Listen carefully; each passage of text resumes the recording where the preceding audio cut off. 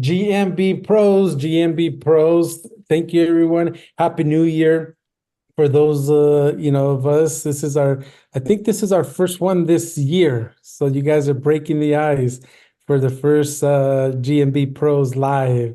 So those that are catching the replay, this is a part two of Drew and Matt's sales qualifying, asking the right questioning, pre-qualifying, before you even get on the calls with some of these clients. So if you haven't caught part one, definitely it's great info. Beginning of the year, get your sales process kind of dialed in, the way they set it up, the philosophy and how they do things even before they get on a call, right? Some good stuff with Matt and Drew. We kind of just vibe, went back and forth, here's the thing.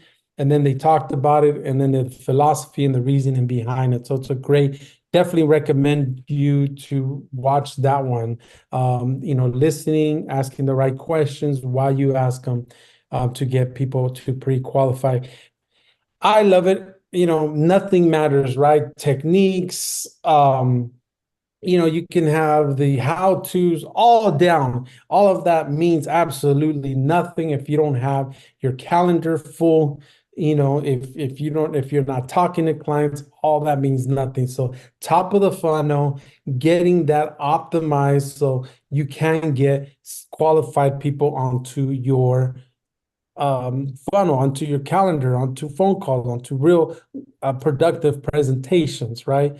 So as we know, Drew is a great, I was on his program, is a great LinkedIn,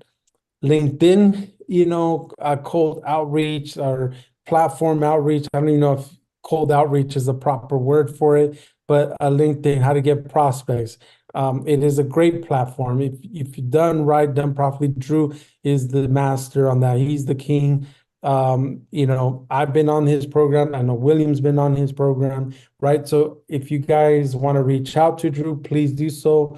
Matt, he's pretty open about sales and the process. If you guys want to polish what you have on now, Matthew, he said he's willing to do that.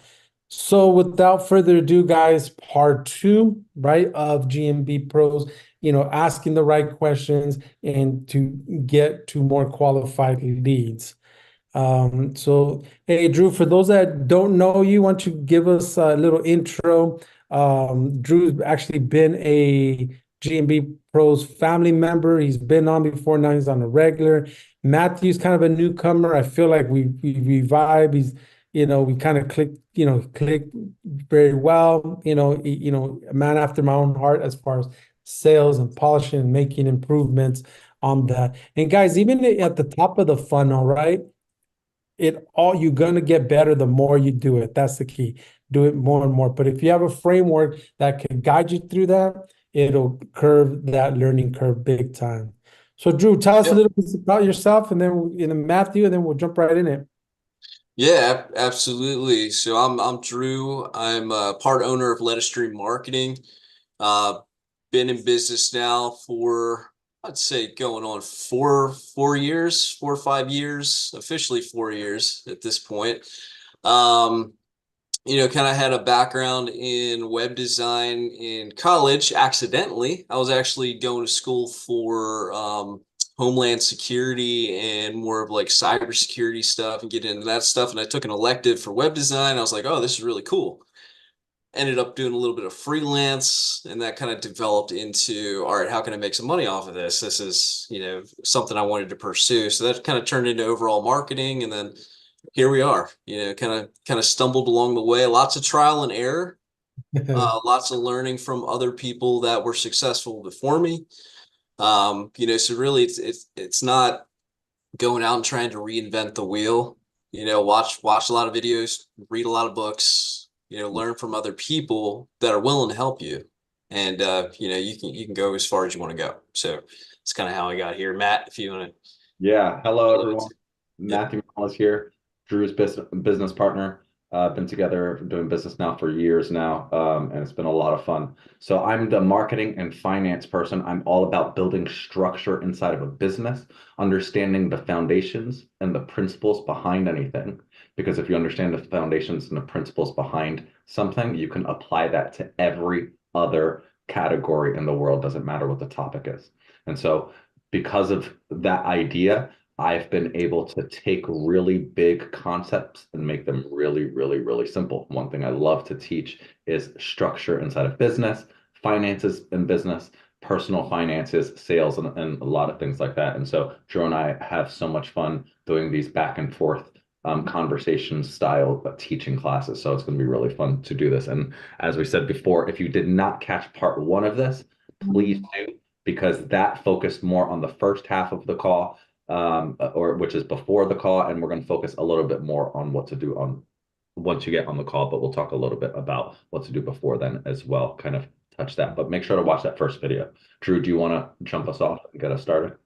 Yeah, absolutely. So what I kind of want to go over first is when you're on a sales call, you want to make sure you understand your product that you're selling. That's really the ultimate baseline of everything is as long as you can understand the product, you could sell anything.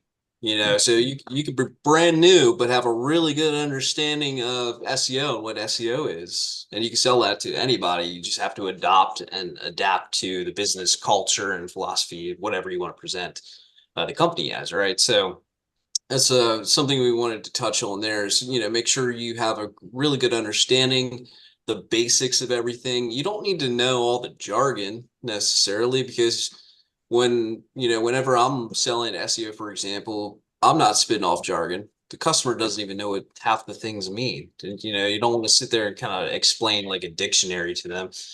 Talk in their terms, make them understand, okay, I could break SEO into three parts. It's how your website looks, how it functions. Is it responding to Google's robots, right? All the little checklists that Google checks for when you have your website, is it hitting all those marks? And then you want to do, and that's what I call self-evaluation. And how I explain that to them is I self-evaluate first, right? That's part one. You take a look at your current site. Step two is we take a look at the competitors. What are they doing, right? And then step three, how do we beat them at what they're doing?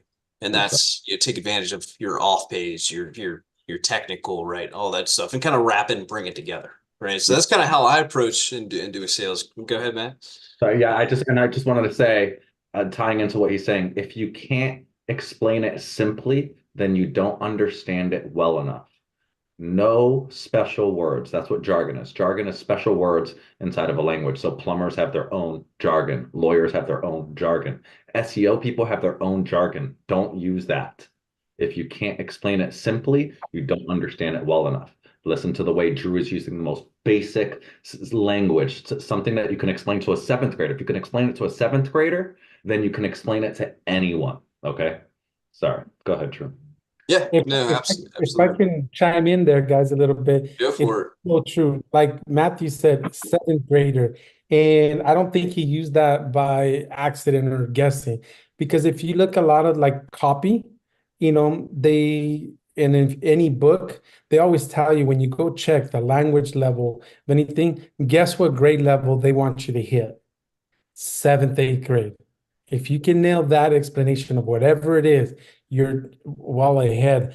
I wanted to ask you guys two things here, because there's a lot of marketing people out there. There's a lot of people that are like garbage, right? What for the GMB pros, how can we stand out like to be different as far as when you talk about knowing your product and not be a marketer like the next guy? How do we stand apart, or how knowing that our stuff good enough to be different?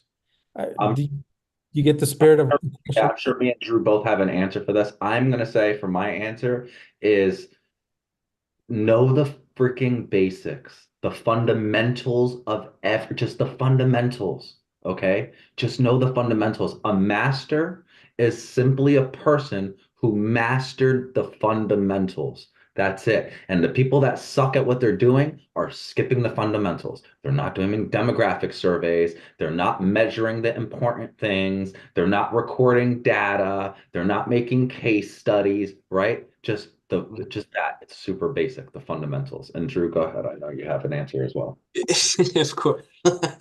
Yeah, well, I'm still going to go back to like the jargon example. Is the difference is that you don't sit there and pretend to be an expert by saying we're going to master 1,000 keywords and we're going to, we're going to do this and this, and I'm going to go through and talk about gzips and stacks and all kinds of just throwing a bunch of stuff at them. Sell the marketing funnel is what I like to do. Okay, so break it down, and that's kind of going to what Matt said, fundamentals. If you can understand a marketing funnel, you understand that top of the funnel is awareness, and that's usually what we're focusing on 9 out of 10 times. A good sound website, they have a sound SEO plan, it's an established business. They're not going to be awareness. They're going to be further down the funnel to find the issue, right? That's more maintenance. But most of the folks that us and G&B pros will be selling to, they have an issue at the top, but also, explain to them SEO is not just keywords. It's not just what we think of as SEO. It's marketing, it's branding in general.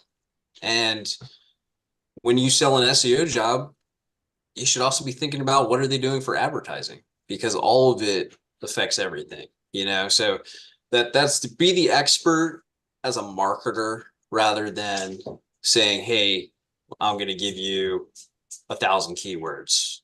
That's the difference. Yeah, you're making up, and it's because there's a plan there, right? There's a plan. If you've got a funnel, right, then you've got a plan. And we keep talking about that funnel for anyone who doesn't know. What is a funnel? Okay. So a funnel is something that all paying customers are going through.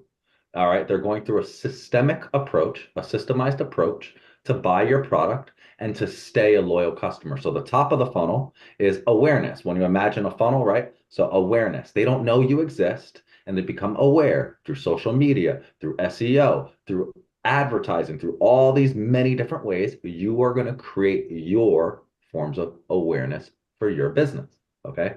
The second stage are for the people that have already become aware, but they haven't purchased yet. And so now they are in the consideration phase. They have been considering. How do you get them to consider? You get them to consider by making them take a simple action, like downloading a free ebook, signing up for your newsletter, anything that keeps them inside of your mind, retargeting them on advertising. This is all the consideration phase. So there's a systemic approach. Sales. Okay, everyone's trying to talk about sales. Oh, we need sales. That's the third part of the funnel.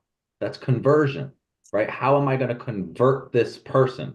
Okay, and so conversions can be through, once again, retargeting. It's through the call to action, buy now. It's through the sales call. Okay, everyone's funnel is going to look slightly different, but the principles are always going to be the same. The next part of the funnel, some people keep this as one, some people break it into two, is called loyalty, right? So once they've purchased from you, how do I make them a permanent loyal customer? Through subscriptions, through loyalty programs, through referral programs. How do I get them to get me new customers? Through 5-star reviews, through testimonials, through case studies. That's the loyalty section. And then if you're going to break it into two sections, it's advocacy, meaning advocating for you or getting you new customers, bringing people to your door. If you create a system in which every single person is going through the system, first they're becoming aware, then you're making them consider you by giving them a whole bunch of value in a bunch of ways, then giving them the call to actions. You've already provided them a whole bunch of value, right? And then once they've sold, then creating a loyal customer. That's how you create a permanent forever business. Okay. Otherwise, you're just scrambling for new sales all the time. This is what you do. So didn't mean to go on that tangent, but that's the point. So a good business has this down. You have to have this set up. And if you're a marketing company and you don't have this set up, you're not a marketing company yet. Okay. Yep. So. Yep. Now understand too, you have your own marketing funnel for your company, but who you're talking to has their own marketing funnel as well. And you need to be the expert and help them solidify that marketing funnel by first, selling them what they need, right? A new website, SEO, whatever it might be. And then taking that, perfecting it, having a strategy down, implementing it. And then also beyond that, look for other things that are wrong the rest of the way in that funnel. Maybe it's their email marketing. Maybe it's their advertising. Maybe it's their conversion process. Maybe it's their sales. Maybe something else is off in that funnel. So that's what I mean by like be the expert. Don't just sell them a service and talk, jargon at them, like with the keywords and like different phrases and things that they don't understand. Just show them that you're there to help for the long term. Yeah. Now, let me try to move us forward so we don't lose pace on sales. So let's move to the sales call. Now we know we have to do a whole class on the marketing funnel, Drew. So we'll do a whole course. Oh, we could definitely, absolutely. So, and Matt, if you want to just recap from last time, we pre-qualified is what we did on part one. Yeah, identifying your target audience. Figure out a demographic survey. If you don't know what that is, look it up. Do a demographic survey. Pick a niche. A niche will get you rich, right? People think that, oh, I don't need a niche. You're wrong. That's it. You're wrong. That's what every new business person says. You're wrong. You know how I know you're wrong? Because every millionaire keeps telling us we're wrong, and you keep doing it anyway. You're wrong. Okay? Because every millionaire is arguing with us. So let's just stop. Okay? So pick your niche. All right? Figure out their problems inside of that niche. I don't have enough time. I don't have the money to do it. I can't figure out. It's too hard. Figure out all their problems, create solutions for those problems. Okay. And then you only target people that you know have the money, need what you have, are in a position to buy what you have, and you have all the people there that are able to make the decision to have it before you get on that call. Okay. So we already have a whole call thing on this. That's what the last part of this is. So that's what we're going to do now is get to the next part. So now you've gotten them on the call. What do? We're going to break up that call like we talked about as well. We're going to break up that call. And the first part of the call is we're going to learn, we're going to ask questions, we're going to learn every single thing we possibly can about them. And then we're going to offer them the solution, and we're going to start breaking that for you. Go ahead, Drew. Go ahead and kick that off for us. Yeah, so that would be what's called the sales technique, right? So the first thing that we're going to do is we're going to and you probably heard of this several times. First part is building rapport and trust, right? And you do that in a way where it's personalized. I've heard people talk about the weather. They look for something, if it's on a video call, look for something in the background, like they have a guitar hanging on the wall. I'm going to be like, oh, I play guitar too, start it off like that, right? Just make it very personalized and not sound robotic. That's always the best way to start that off. But also be honest too. Everything you say, put some truth behind it. Don't just make stuff up. Like, be genuine when you approach it like that. And then the next one, which is going to be really important, is active listening. Okay. And so this is probably going to be the most important part of your whole thing is active listening. For anyone that doesn't know what active listening is, it's this. All right. Most of the time when we think we are listening, really, we are just waiting for our turn to respond. We're not actually listening. We're just waiting to respond to what they have to say. So active listening is the act of listening to what they have to say and hearing beyond the words and get the ideas they're trying to get across and respond to those. Okay. You already know some of these things. When you're hearing the idea of listen for pain points, that's active listening. Okay. Responding to those pain points, that's a part of active listening, but that's one of the tiniest part. So the first half, we need to be active listening. But the only way we can be active listening is by learning the effective communication skills to actively listening, and it's asking great questions. Okay. So we have to be asking great questions, and we're going to talk about some of this stuff. All right. But Drew, did you have something to add onto there? Well, yeah.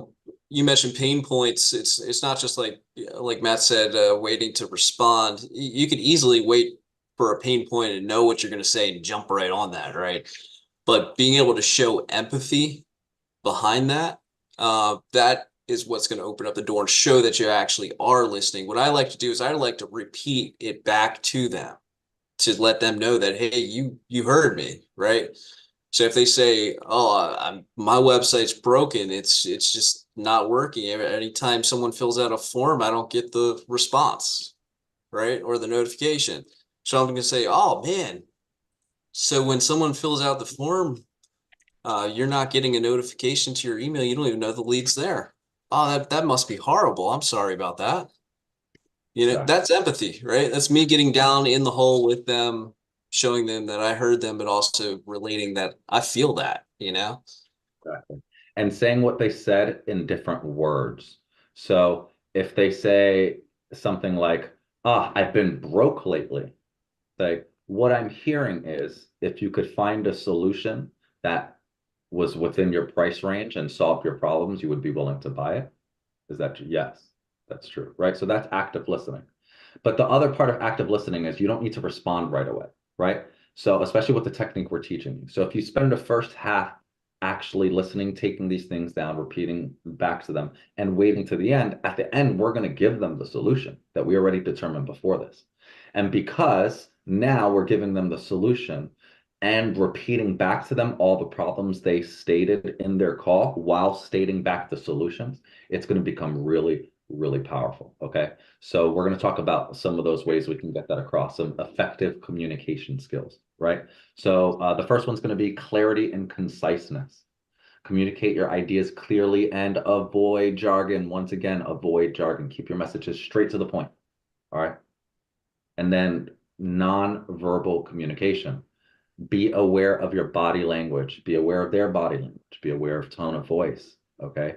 And you can pay attention to things like this, like while explaining a complex service, right? You can maintain eye contact, use open hand gestures to appear approachable, confident. When you do things like this, it closes you off.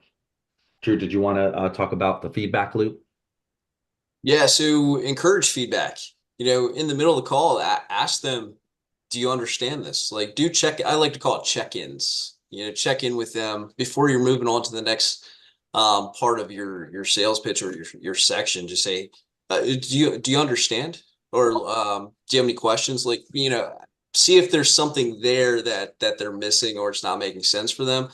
Another good example would be when you're done presenting. How do you feel about this approach? Does it align with your business goals? Is this what you envisioned the plan looking like? Is this the budget you envisioned it working within? Right? So feedback, getting actual feedback by asking the questions. So good leaders ask great questions. Learn powerful questions to ask and get a system. So we're going to tell you, we've talked about the power of scripts. A lot of people don't like scripts. Scripts are powerful because if you understand this, we're not going to give you a script. We're giving you powerful ideas, philosophies to add so that you can make one for yourself that gets better and better every single time for you. Okay. But the process, we want the same. Ask great questions first, present an awesome solution after that shows case studies, testimonials, and all that stuff. And we'll get into that. All right. Drew, what's the next part? Yep. Well, we were kind of leading into with the feedback loop, asking the right questions, ask open-ended questions, take a problem-solving approach and engage, be active, but listen to at the same time. Kind I of, also wanted to yep, say good. open-ended questions. Sorry for interrupting, but open-ended questions, really important. It needs to be relevant. So make sure that the question is still specific. It's open-ended, but it's specific to them. Okay. So how do you feel about that is open-ended. But how do you feel about that marketing challenge is open-ended, but specific. Can you tell me more about your current marketing challenges? That's open-ended, but it's specific. And the reason I'm saying that is because a lot of people talk about doing open-ended questions, and open-ended questions can end up turning into 20-minute stories. And Yep. we don't. Yep. Okay. Yep. But sometimes they're too short too. Sometimes, and you can tell if so in the beginning of the call, you might run into, and we might be covering this a little bit later with objections, but you might run into a scenario where they're just short with their answers, right? They're not very explanatory about what the problem is, and you need to uncover what that real problem is. So don't be afraid to encourage that. What I'll do sometimes is, for example, Matt, if you were to say, uh, my lead generation is horrible. I don't get any leads.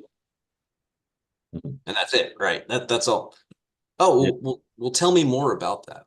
Tell me more about that. What when you say that you're having trouble, what parts are you having trouble with? What specifically are you having trouble with? Okay. Yep. What do you mean when you say that? These are called clarifying questions. And so when they're really short, you just ask a clarifying question. When you said this word, what did you mean by that? What kind of problems specifically, what specifically are you talking about? Okay, so that's how you're going to do those. And then, of course, like we said, you're going to use that problem solving approach. We're focusing on the client's problems. You're not here for you. You're not here for you to make a paycheck. That's not why you came to work today. You came to work to help someone. And the benefit of helping someone, right, is they're going to help you pay your bills. Okay. So that's the give and take. We're focusing on helping people. All right. And so we need to truly help. And we need to create what's called an active engagement. We need to involve the client in the solution process. We need to make them feel as if they're the ones making the decision making, right? They're the ones making the decisions. That's why you're asking these powerful questions. Okay. So we're asking questions like, what types of marketing have you tried so far? And then you try and say, what types of marketing did you envision to get to your goal? Okay. If I suggested advertising, lead generation, social media, et cetera, et cetera, et cetera, do you see that helping you achieve your goal? Would that help you get closer? Right? So active engagement, it's their ideas, it's them making the decisions, and you do that by powerful questions. All right. Based on your target audience, which of these website designs do you think would be more effective? Think about how specific that is. Based on your target audience, here's 3 websites for you. Okay. Which one do you think would be more effective for your specific audience? Oh, this one. There we go. That solves the problem for them. Okay. Active. All right, Drew, handling objections and rejections, your favorite. Let's do Right, right. Absolutely. So you want to almost approach it like you already know what the objections are going to be. I would always say, I would get so excited about objections. People run away from them. I love them. I like to hit them before they even come out of the client's mouth. And a lot of it has to do with, again, jargon is one thing. Like a lot of people just don't understand what you're talking about, or the whole concept of you're a marketer, so you're not a good person, or you're just a guru. So that it's really about understanding that it's just going to be a natural part of the sales process, and just understand how to respectfully address those objections. Don't just deny them right away. Say, oh, I understand, Mr. Jones. I understand what you're saying, but also this, right? So I understand that that might be expensive, but what if we did this and this and this and split it up for 3 months? What if we explored how our services can deliver value to your ROI to make up for the concern about how expensive it seems? Okay. So if you can turn it like that. And then the other thing, like Drew was trying to say, is you always handle objections before they come up. You always handle objections before they come up. How is that possible? Well, because you've already figured out the solutions to their problems before you created your service, like we talked about. I already know that most people are going to complain they don't have money. And I already know they don't have time. And I already know that they're too busy. And I already know that it's too hard for them. And I already know. So I wrote all this stuff down first. And I created a solution for the people that don't have the time. And I created and implemented a solution there for the people that don't know how to do this and are not tech savvy. And I created a solution for the people that don't want to have anything to do with it. They want to be completely hands off, right? That's all figured out first. So that once I get there, I can come up and I can handle those objections before they've even appeared, right? So an example of that is, well, some people might say that marketing is expensive. And that's because they're looking at the upfront cost. What I want to show you is what happens when you consider the long-term value of marketing. Here's some ROI and some case studies for you. So now you switch their perspective to look at this. Before they ever even talk about things being expensive, you've already talked about them. I don't have time for this stuff. I understand that people in your position don't want to deal with this stuff. They don't have the time. That's why you're hiring people like that. That's why this works like this, and this. My guarantee, I already have in my guarantee, I guarantee that you will be successful in 3 months or you will receive this. Okay. And just for anyone who's given a guarantee, by law, okay, it's not a guarantee if it doesn't have those pieces. Okay. I guarantee you will get this in this time frame. And if you do not get this in that time frame, I will give you this. Otherwise, it's not a guarantee. Okay. So if you have an awesome guarantee, guarantees remove a bunch of objections. So you're handling these objections first. And we're going to, once again, you're getting to that at the end. That's the next thing we're talking about, crafting a winning sales pitch. All right. So when you're handling objections and rejections, okay, we're going to anticipate budget concerns and prepare a comparison already. That's already done. We're going to compare long-term versus short-term already. That's already done before we get there. All right. If they're talking about it's, it might be expensive. That's already taken care of. That's already done before them. Okay. And we're going to show you how to do that. So the beginning of the call was all of these great questions. So now you know their marketing issues, their budget concerns, all of their things. You should have figured this out. How much money they have, how much they're willing to spend. Okay, sir. If I was able to give you the results you asked for, so if I was able to help you get an extra $10,000 a month within 6 months, how much money would you be willing to invest and how much time would you be willing to give it before you stopped giving me a chance? Those are powerful questions. That's the type of question you ask a person, right? Repeat that, Matthew. Guys, I hope you're picking that up. That's going to save you a lot of headache. Yeah. So and you have to, so now this is at the very, very end. This is at the very, very end. You've already determined all of those things, and you're going to repeat back to them what they said. Okay. Oh, okay. So what you're saying is if I could get you 10 new customers a month in 3 months,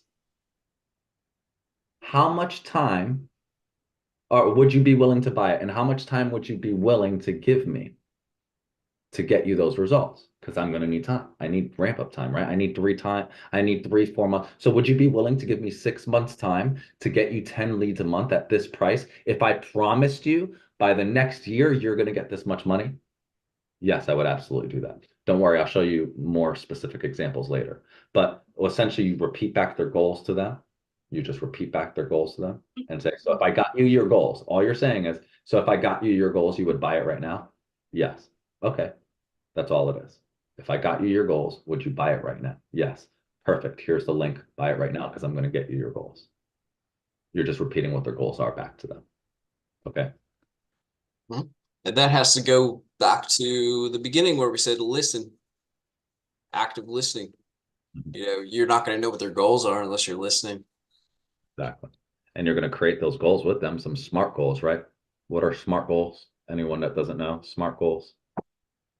So, I just forgot the S. Okay, we got the M is measurable, attainable, relatable, time-bound, and Specific. Specific. Thank you. Specific. Yes. Measurable, attainable, relatable, and time-bound. So you're going to do some SMART goals with them. And so a SMART goal is simply, okay, we're going to get 10 new leads a month over the next 3 months. In the next 3 months, we will do this and this and this. Okay. So just make some SMART goals with them. And then you can easily make those promises if you measure this stuff. All right, Drew, go ahead. Take over the next section. Crafting a winning sales pitch, making an awesome sales pitch. Yep. So kind of going back to recapping. So instead of writing out a script, you can do it in bullet points too, and the beginning of that is really have an engaging opening. Start off with something like almost like when you're reading a book, you always have that hook in the beginning, right? So you want to start it off that's something that captures the attention and find a way to bring that into breaking the ice, make it relatable to them too. Like I said, if you see something in the background that you can relate to, bring that up. Have a clear value proposition. So clearly articulate how your service can benefit the client and be very specific about those advantages.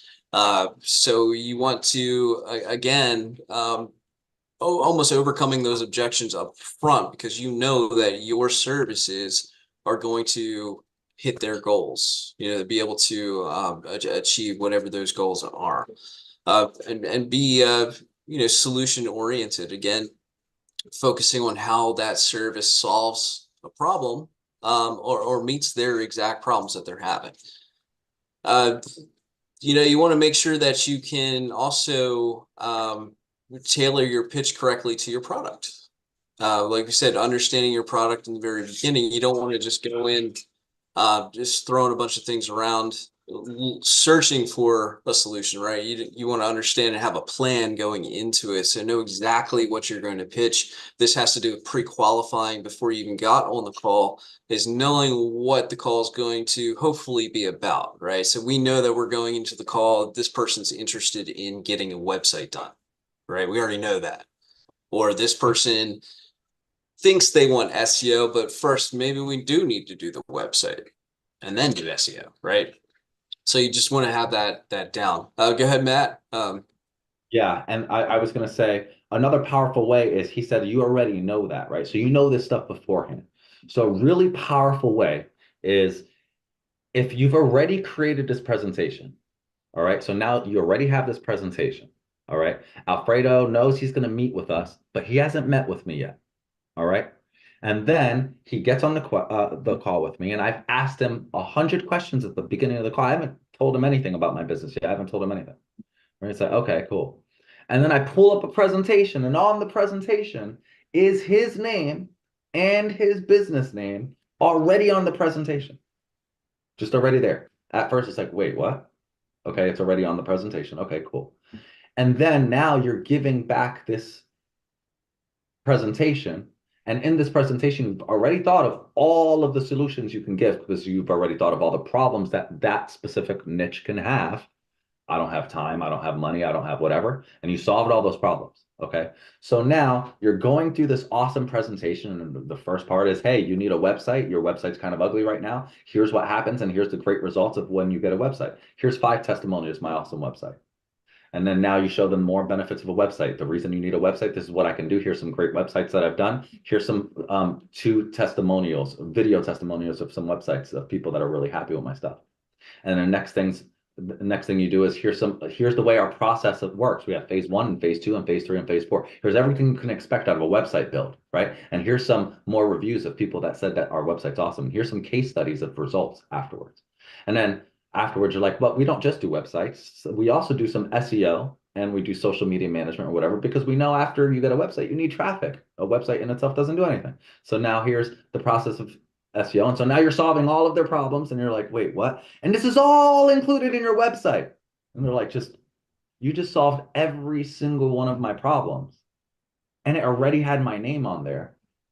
But you just did my interview just now. Like, what? Boom, mind blown. Sold. You just sold them right then. Okay. And how do you recognize when they're ready to be closed? How do we take that presentation, right? We're done. And how do we transition now to actually closing them? You want to recognize those signals right away.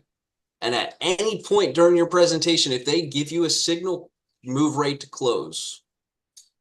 Okay. So if we're talking, it could even be in the very beginning of the call when you have a laydown. Sometimes they'll even tell you, they'll say, oh, this sounds great. This sounds good, right? Listen out for those key statements or questions. It might be something like, how soon could we start if we agree upon this? How soon could we get started, right? Another thing you want to look for is body language. Are they kind of leaning into the camera? Are they, nodding? showing that, oh yeah, you can tell they're smiling, whatever that might be, they're going to give you some kind of cue that they want to buy, right? So that's when you want to start transitioning into that closing section. And assume the sale. I always tell everybody on our team, assume the sale. Don't wait for an objection to pop up. Keep moving, keep pushing the call forward. Here's what we're going to do next. Okay, so I'm going to show you this presentation, and I'm just going to show you a couple things here, blah, blah, blah, go through, Matt's crazy boom experience. And then when you're done the presentation, and be like, all right, so here's what's next. I like to say, here's what's next. Here's what we're going to do. All right. And then always have that question. So did you understand? Do you have any questions? Do a temperature check, right? And say, okay, so here's what's next. Give me your credit card, right? Just kidding. But that's how we know to transition, is looking for those key moments, those key questions, those key phrases. It'll be verbal or it'll be nonverbal, but just keep moving the call forward. Okay. You want to do a quick summary of everything, all the benefits and the value that we went over. Mention back again, read back their problems to them and the solution, and then start going over, how this is going to look. I like to break down the website project in and start explaining how the phases are going to look. What's the first step? Well, first, what we're going to do is we're going to get you on an onboarding call. We're going to have you fill out an onboarding form. After you take care of the invoice, we'll start planning out the first phase of the project. We're going to give you a mock-up first that we're going to have you take a look at. Once you agree on the mock-up, then we're going to start building out the inner pages. Once you like those, we're going to give you a full working product that's all placeholders. And then we're going to come back together, talk about the content, throw the content in, and boom, we're done. So I kind of give them a brief outline of that, and they'll see if they have more questions, and then ask for the sale. 100%. Just to share my transition, guys. So they're ready to buy. They said yeah, or like you want to move the call forward. So one of my transition statements is, you want to make it seamless, is I'll do like, hey Drew, so they said yeah, or they agreed. So like that awkward moment. All right, Drew, Matt, let me tell you, the next steps, and then break down the next step. This is what the expectation is. I'm going to send you, I'm going to create a profile within Stripe. Then I'm going to send you an invoice. Once I see the invoice is taken care of, they'll notify me within the next 48 hours, 72 hours. We're going to start the onboarding form. You're going to get a call from Matt. He's going to tell you, each step of the way, what we've done and set up so far. So those are my transitional steps, breaking down, expect this. I'm going to create a Stripe profile. You're going to get an invoice. You're going to take care of that invoice, and then, we'll move forward. It seems to work very smooth. Customers are kind of used to that. Exactly. And this is the one part I am going to give you guys a script for. Okay. This is something I wrote probably 15 years ago for the health industry, and I've changed it over and over and over again for every industry. Okay. This is the thing I was saying before. All right. So first, it was, you figured out their goals. So let's just say goals was 10 leads a month. I'm just going to a month, top 20 on 10 keywords. I don't know, 10 keywords, right? Let's just say that's the goal, and up 3% impressions. And let's just say in 3 months. Okay. Let's just say that's what we talked about already. All right. So then it's, okay, Alfredo, so your goals were to get 10 leads a month, correct? Get on the top 20 in at least 10 keywords in the next 3 months, and get a 3% boost in impressions for the next 3 months. Is that correct? Yes. Great. How much can you realistically afford to achieve those goals on the monthly basis? How much can you realistically spend every single month to achieve 10 leads a month, the top 10 or top 20 on 10 of those keywords, and get an extra 3% of impressions a month? $1,000. $1,000. Great. And so how much time spending $1,000 a month would you realistically give me to get those results? Typically it takes me about 3 to 6 months to get those results. How many months would you realistically give me to start getting you those results before like I quit, I'm over this? 5 months. 5 months? Thank you so much. Okay. So if I could get you 10 leads a month, get you on the top 20 and 10 of your keywords, plus 3% impressions, in at least 5 months for $1,000 a month, you'd be willing to start today? Yes, I'd be willing to start today. Fantastic. Go ahead. And, would you like to use credit card, debit, invoice, Apple Pay, or Google Pay? Any of those things? Fantastic. I'm going to go ahead and transfer the page right now. And then you do it live while telling them the next steps. Okay. So that's the process. All right. You read them back their goals. You say, how much can you realistically afford to get those goals? Right? So these are, now this is them saying it. Remember, we said it has to be their idea. Okay. So you said 10 leads. You said that. And you said $1,000.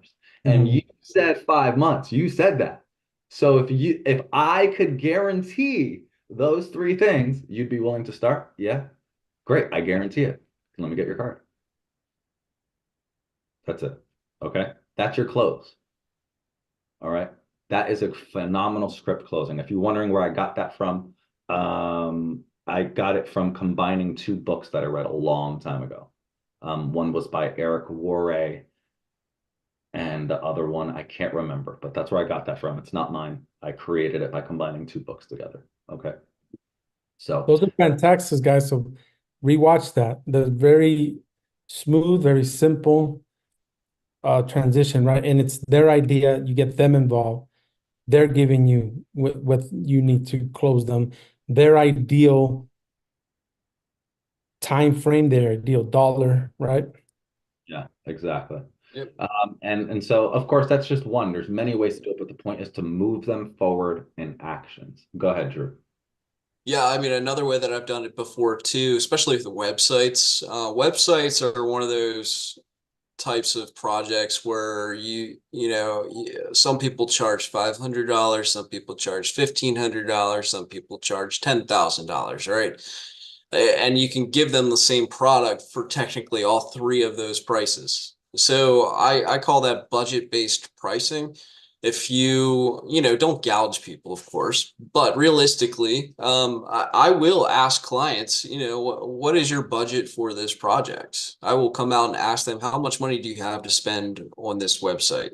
Yeah. I can spend up to 5,000. Okay, great. So if I can do it for 2,500, we can start today.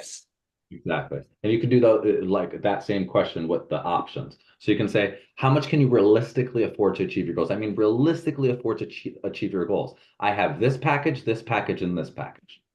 And then they pick a package and you say, okay, well, that package typically takes about, since you got a cheaper package, 8 to 12 months to achieve results.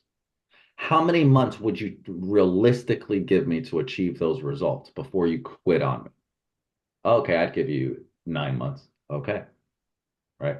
So you're still getting them results before then, but so you can still use this and just give them your options on your package. Which one can you realistically afford? How much time within that time frame can you realistically give me? Okay. So it's going to take me 6 to 9 months. How much will you realistically give me? You'll So give me if they answer 4 months, what is that telling you? a great question. It means that they have unrealistic imaginations and you have to reset expectations or let them go. Okay? Reset expectations or let them go. If they do not like your expectations, they will not like anything you do, period, ever. So that's what expectations are. So Okay. you guys catch that, right? This package, it'll take 6, 8 to 12 months. Really, how was the question? Realistically, how much time will you give me to achieve those goals? If they say anything below that, guys, red flag. Exactly. Or say, okay, well, we have two options here.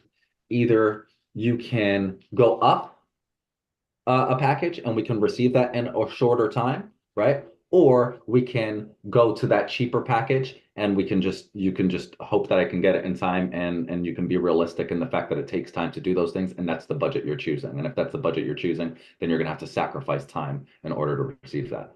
And so that's it. So either you can go up in budget or you can change your expectations. Which one would you like to do?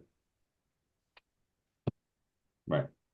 So, and this is also the thing of assertiveness. I guess one last quick lesson before we close out, and you can ask as many questions as you want. But the difference between assertiveness, passiveness, and passive aggressiveness, okay, is assertiveness is never aggressive. Assertiveness, by definition, it's never aggressive. People confuse assertiveness with aggression. Assertiveness, assertiveness would be, when I saw you hug that person, I felt jealous. That's assertive. Would you please not do that anymore? It hurts my ears. That's assertive. That's that's actually assertive. It's just stating a fact, right? So that's what assertive is. And true leadership is assertive. So be assertive with powerful questions and guide them forward. Don't be rude. Don't be aggressive. Don't be passive either, right? Don't say, or no. You want to buy it or no? Right? Don't do that either. Yep. Just be assertive. And these are assertive questions. Can you realistically afford this? Specifically, how much? So go ahead, Drew. Cool. I was just going to add another example, but you kept going. So you're good. You're good. My example was, if you're driving and you get to a 4-way stop sign and you choose to go first, that's being assertive. Right? Or if you're the first one to raise your hand in class, well, who wants to go first? I do, right? Yeah. Just it depends on the intention as well. It right. actually depends on the intention, because that's where we confuse the aggression and assertion from each other. So asserting something is different than aggressing to something. So, yeah. Any questions? I think we just have Danny in here at the moment. Yeah, no. Go ahead and ask us any sales question. And that's the thing, where everyone always asks for sales classes, meaning they got a million sales questions, but we have no one here to ask us sales questions right now. And guys, the truth of the matter, even with all of this, Drew has its own sales personality. That's why, like Matt says, we're not going to give you a script. We're going to give you a framework. We're going to give you a thought process, because Matt, you guys can see it. Drew's one personality, Matt's another personality. Matt has his gifts, Drew has his gifts, right? Even me, right? All three of us in here. I'm sure Danny's the same way, right? The way we talk, look, speak, gestures, right? If you put my videos on, 10x, you're going to see me do this, right? Versus Drew, right? You're going to see his head just do this, right? Versus Matt, you're going to see him constantly, this, right? So everybody's personality is different, but it's that same frame, right? That's why I say my sunshine's not going to take away from Drew's, Matt, or Danny's, or anybody catching the replay, even if we're in the same niche. Doesn't matter, because all our personalities, all our results are different. We connect with different people differently, right? So even with all this said, what's going to polish this, where you're going to become a master and world class at this, is practice over and over and over and over, right? You're going to mess it up. You're going to mess up that little script that Matthew gave, and he gave it flawlessly. Like, you can tell he said that hundreds of times before.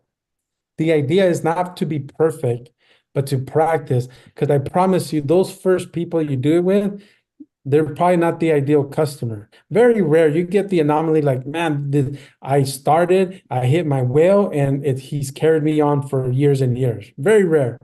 Exactly. I would like to also say, so the same thing about this. I didn't learn sentences. I learned 7 principles of how to get someone to close, right? And that it was something I learned a long time ago from Eric Worre. And when I learned it, I wanted to see, because if something's true, it's true in everything. I want to see how this applied. And I've applied it to every industry since I've done it. And I actually practiced by asking people out on dates. And it worked phenomenally. So the point is, it's the principles that matter. It's the principles, being specific, being assertive, getting straight to the point, right? And making sure that it's within their desires, what they want, within their goal frames, things like that. So it's just great principles. These principles carry over in everything. So like he said, it doesn't matter what your personality is. It doesn't matter if you just follow these ideas, you're going to be able to say this sentence your own way a million different ways because it's the intention that matters. Once you understand the idea behind each sentence, each phrase, that's what's going to make you really powerful. Awesome, guys. Now, guys, we are coming up to an hour, and you know my philosophy, 30, 60 minutes, guys, with what Drew and Matt, and I don't want to cut you guys short if you are not done, guys, but what they gave, guys, literally, you can take it, rewatch it, take notes, and apply it like right now. Get that funnel, get your calendar full, watch part one, right? Let's try to get them qualified before we get them even on the calendar, right? Through Facebook, through LinkedIn, whatever your channel is, like Matthew said, the principle, the frame is true no matter where. If you're on LinkedIn, or if you're on Instagram, TikTok, it doesn't matter. The framework is still the same, right? Your website. But if you do need help, like getting that top of the funnel, Drew can help you with LinkedIn, no problem. And I know for a fact he's working on other things to polish it up, to give you different avenues. And we're going to continue that with the GMB pros and giving you guys different options. But the point is, I want to get your calendars full so you can use what Drew and Matthew have given us here and polish it to it becomes part of your flow, right? And giving people value and realistic goals. I even learned today, if you guys go look at my Facebook, I posted something, the good, bad, and ugly, right? I don't just post the good stuff, but I'm still constantly learning, even up to this level, to this point.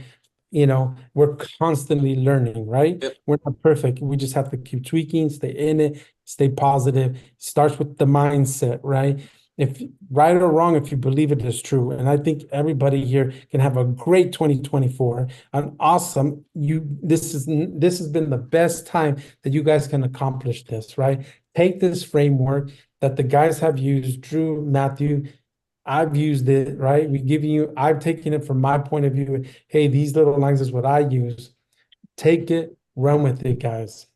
Yep. So if anybody have any questions, Danny, sorry, I didn't mean to cut you off, or if you want to type it up, it's fine. If I was just gonna say one last thing on our side is, you mentioned learning and prospecting, filling up the calendars and taking that into the sales process.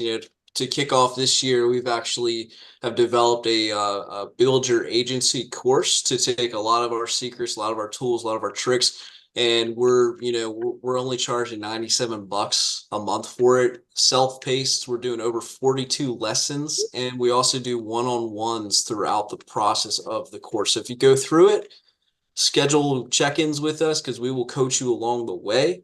And I think there's a lot of value packed in this, which is what we wanted to do. Just make sure that it's just so much overwhelming value. We're going to go over a lot of it, but I'm going to drop the link right there if anyone is interested in signing up.